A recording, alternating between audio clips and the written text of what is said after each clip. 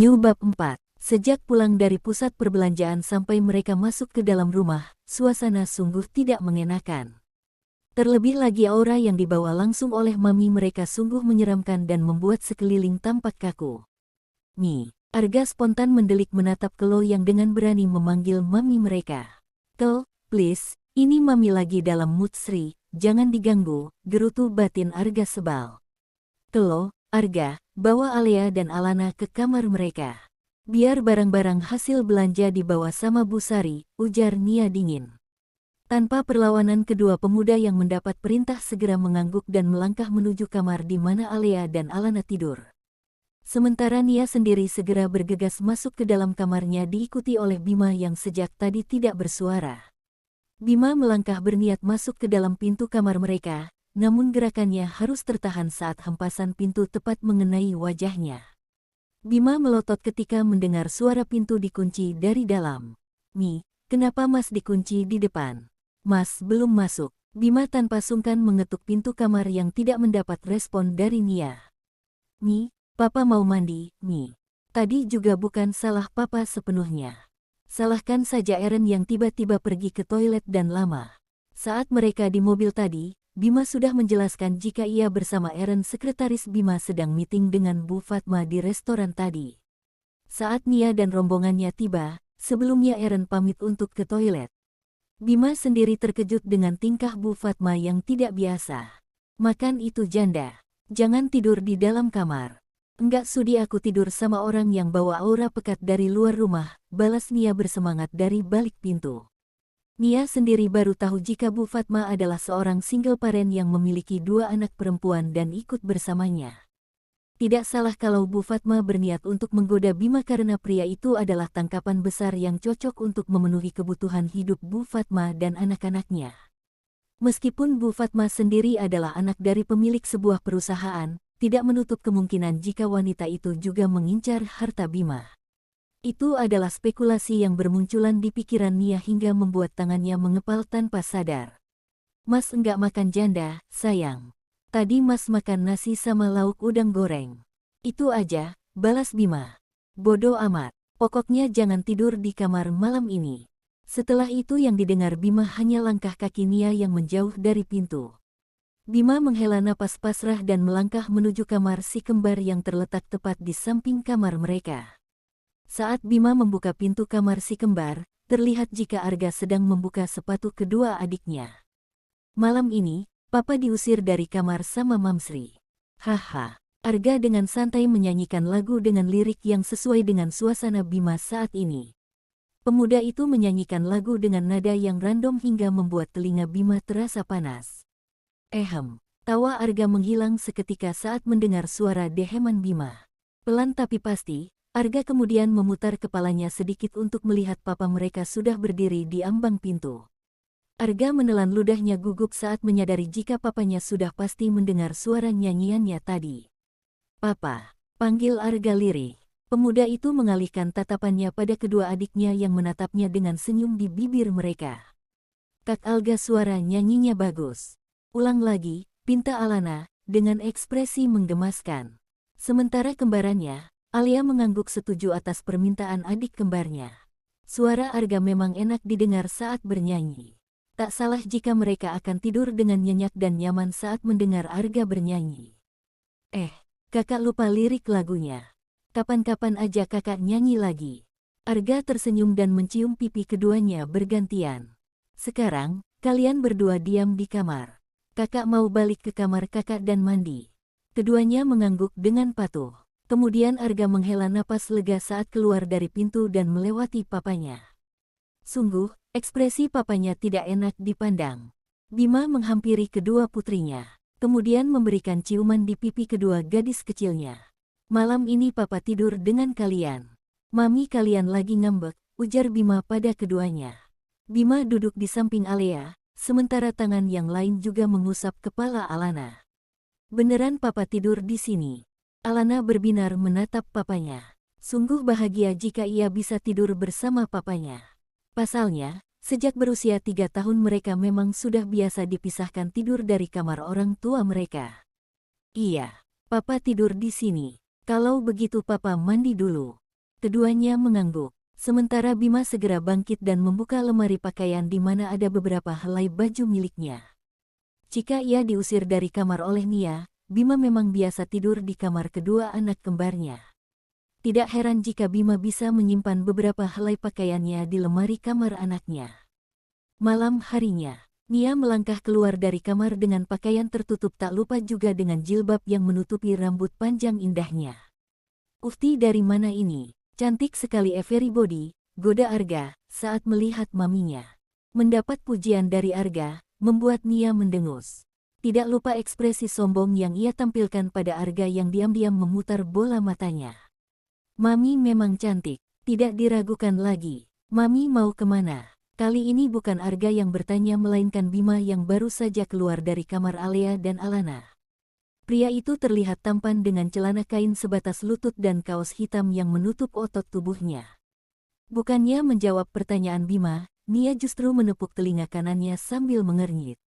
"Aduh, suara nyamuk bikin telinga sakit saja," ujar Nia pada dirinya sendiri. Tentu saja Bima mendengarnya dan diam-diam meringis dalam hati. Ternyata istrinya masih marah, pikir Bima. Nia menegakkan tubuhnya dan menatap Arga. "Arga, Mami mau berangkat dulu. Mau ikut ibu-ibu pengajian yang kumpul di rumah Bu Romlah. Mami mungkin pulang malam. Tolong jaga adik-adiknya. Awas aja kalau Mami pulang Alana dan Alia nangis, kamu bakalan tidur di luar selama seminggu penuh."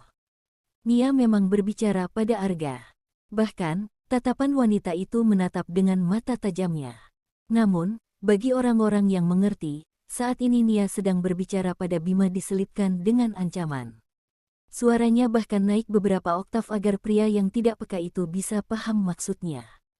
Arga berusaha untuk tersenyum. "Iya, Mi," kata Arga.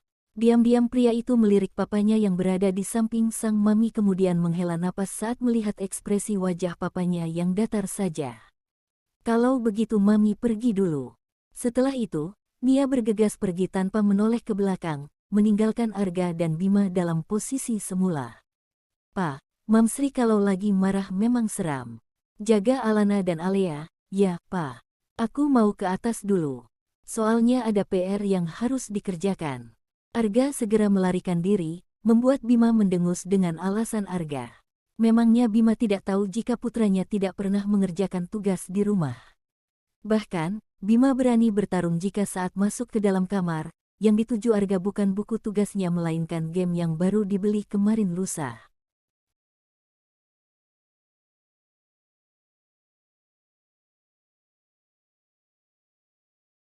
"Ingat, Arga, kalau mau makan siang, dibiasakan makan siang itu di kantin. Enggak perlu kamu sok-sokan makan di restoran apalagi sama perempuan yang bukan muhrim. Apa gunanya punya asisten kalau enggak bisa suruh beli makan siang? Ingat juga, Argano Sanjaya, kalau kamu ada pertemuan meeting atau rapat dengan teman-teman kampus, enggak perlulah sok-sokan ketemu di luar kampus. Bukannya di kampus kalian sudah disediakan ruangan meeting. Kalau mau ada pertemuan juga, harusnya ajak beberapa orang. Biar nanti enggak jadi fitnah. Apalagi cuma berduaan. Setan banyak. Tugas setan kan menggoda iman manusia. Apalagi setan lebih suka menggoda manusia yang udah punya pasangan." Arga hanya bisa diam mendengar omelan dari mami mereka. Sebenarnya, Mami Nia sedang mengomeli papanya lewat Arga. Sayangnya, semuanya harus dilimpahkan Mami Nia padanya.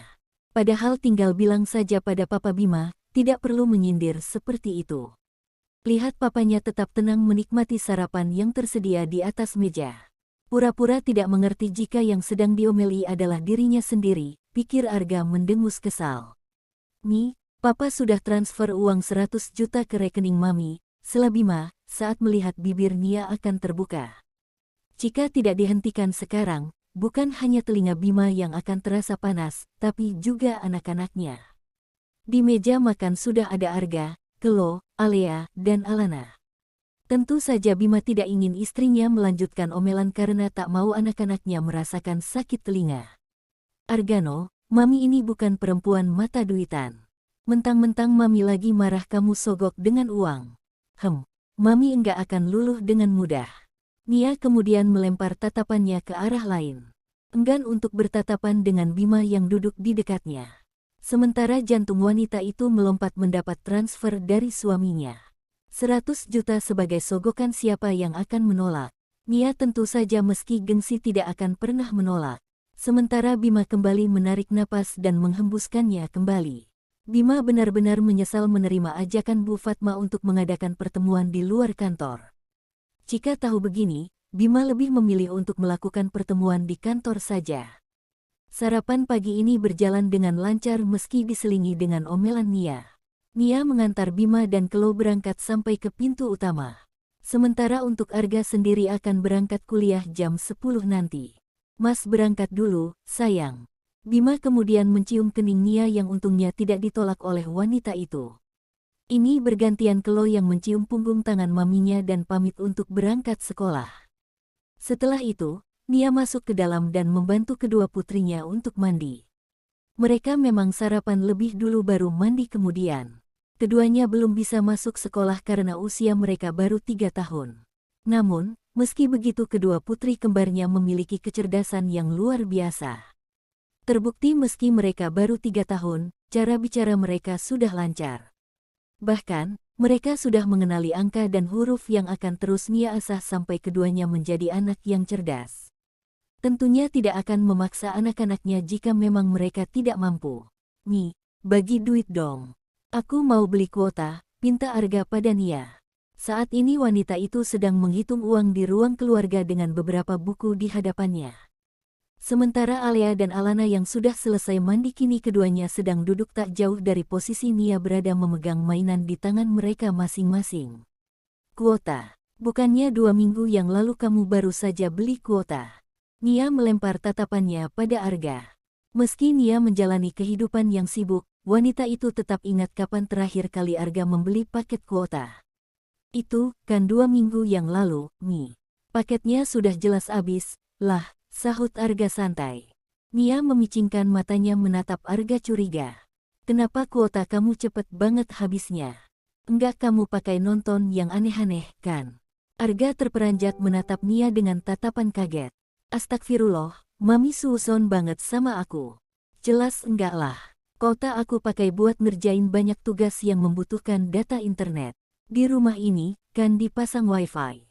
Tapi, kan aku jarang di rumah, Mi.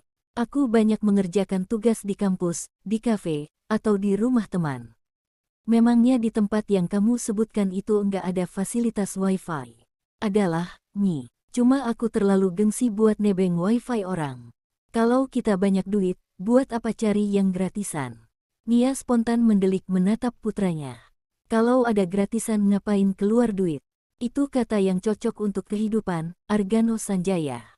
Sementara Arga nyengir. Arga terlalu malas untuk menyambungkan wifi di tempat umum atau di kampus.